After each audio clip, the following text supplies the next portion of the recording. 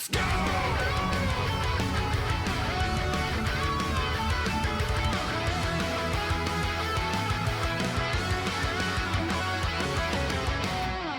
I didn't know this existed, chat. This trailer came out. Yeah. There's something at the end of this that's guys in their crazy to me. 20s. What kind of video game are they gonna make? We knew that there was something special going on. Fight! Damn, MK4 at the same resolution.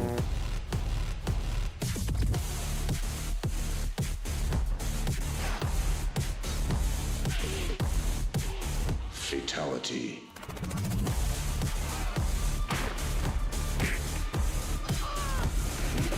Damn GBA games, bro.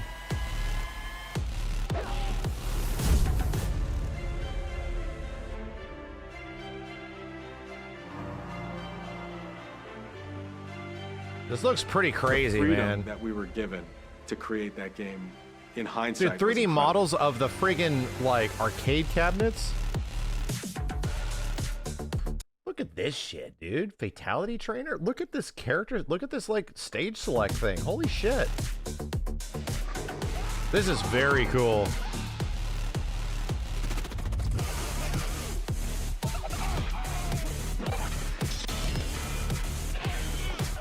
Because of course.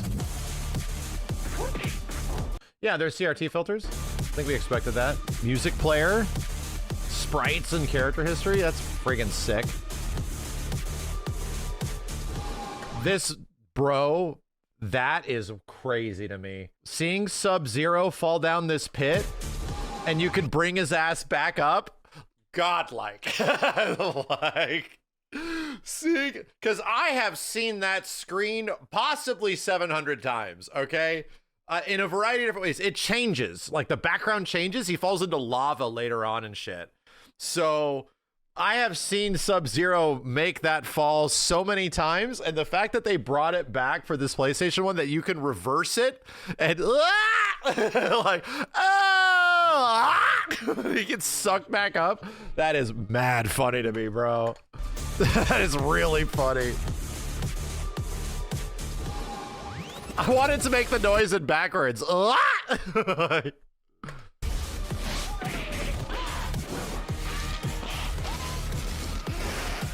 over here! Flawless victory. Here's the crazy part, dude.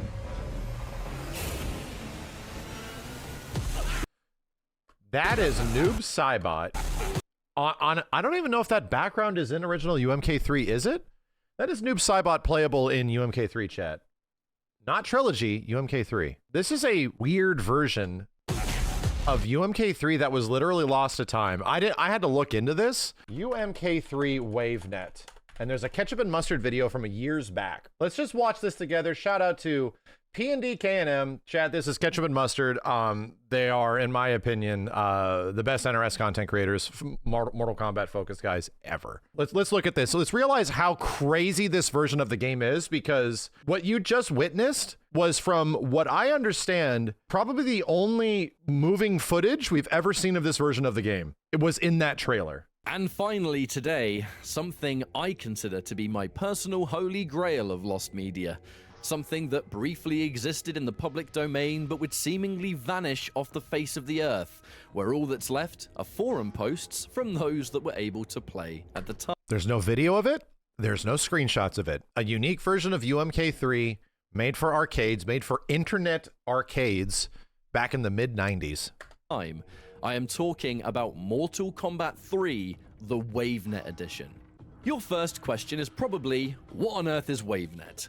I'm not completely sure of the exact details myself, and this is one of those subjects that is entirely based on what you can find online. However, I will do my best. The WaveNet version was a special network version of the game that was focused on connecting players online. Players had the choice to play standard offline, just like the original game, but there was also a choice to connect to an online opponent. Standard stuff like entering a name and finding whoever it is you're going to play.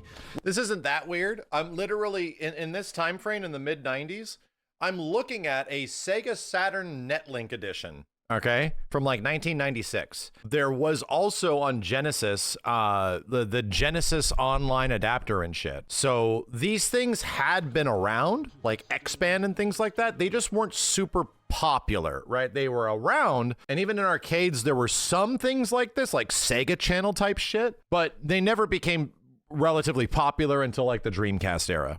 Where from that point, you could fight against somebody over the internet.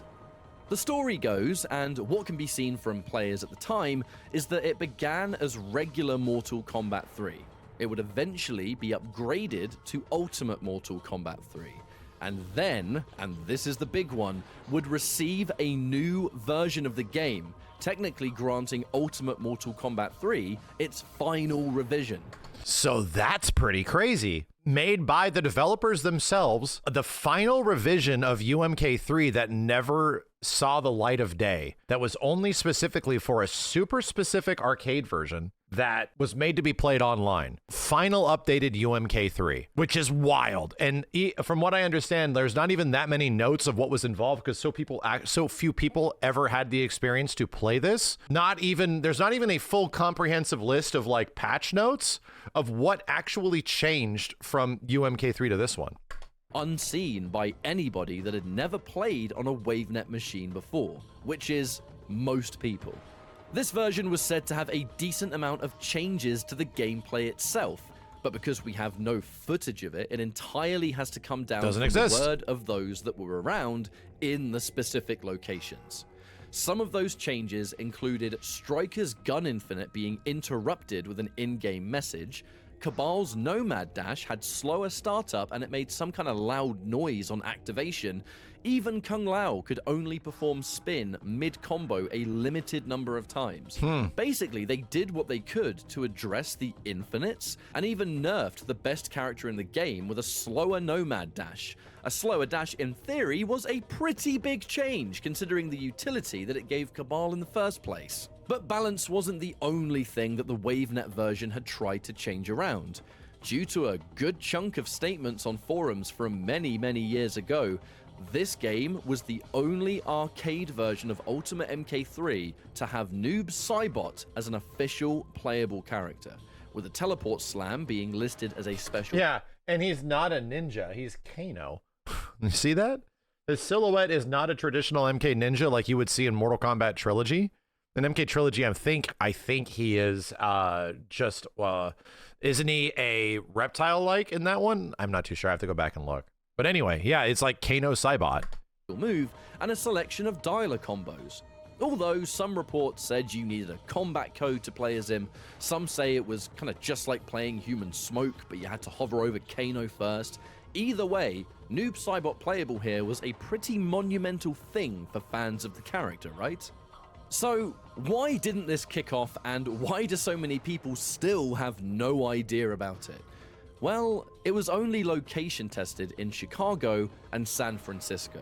In terms of internet, it supposedly used a pretty expensive line that connected directly to Midway's Chicago headquarters, with an extremely limited location test and the, I suppose, infancy of internet gaming. This is why it never came out. This is why it was like an idea, but not something that was like able to be commercialized, because you were going to have this unique infrastructure in your arcade or some shit, when the most things that like places had was a copper wire for their 56K modem or a phone line. Especially with something like this, I guess it all must have contributed in some way to things being discontinued. I absolutely do not want to say anything for certainty, because the information on this build of the game, and even the existence of WaveNet in general, is so hard to come by and so difficult to find anything concrete on, that it's impossible to dedicate to any kind of opinion. We just know that once upon a time, there was an exclusive version of Ultimate MK3 with online capability and version-specific changes and features. Possibly the only time we've ever seen promotional footage involving this thing was that for a split second in a Making of MK Mythologies video, while John Tobias is showing the audience around their little arcade setup, you can see a WaveNet machine with Ultimate MK3 in the shot. but that is genuinely all I've ever seen of this. That's thing. it. If we're talking lost media in Mortal Kombat, this is the absolute finest example, because holy crap, it is one giant mystery. So, shout out to Ketchup and Mustard. Wonderful video on this. Why is this important? So this isn't like some bullshit version of the game. Some like super funky version of Mortal Kombat 3. This was made by like Midway proper, it sounds like.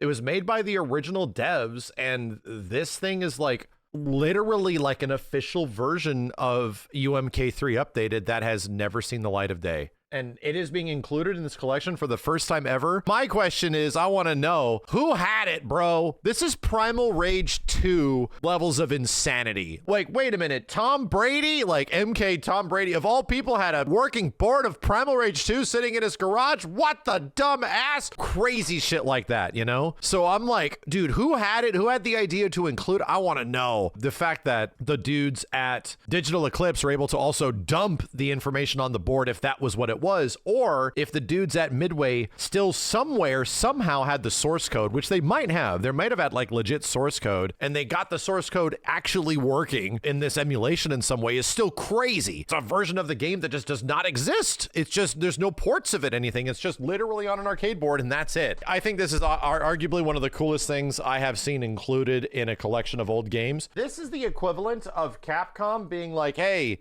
here's Capcom Fighting Collection 2, and we're also throwing in Capcom Fighting All-Stars. Be them being like, hey, so here's Capcom Fighting All-Stars playable for the first... What the fuck? What? This is that kind of a level of like crazy ass lost media that is likely gone forever, will never come back on the Capcom side. This shit was made into a playable version, showed up at an arcade for a little bit, and then never came back, and they just did not mass distribute it at all. It is legit something else to see this happen in this way.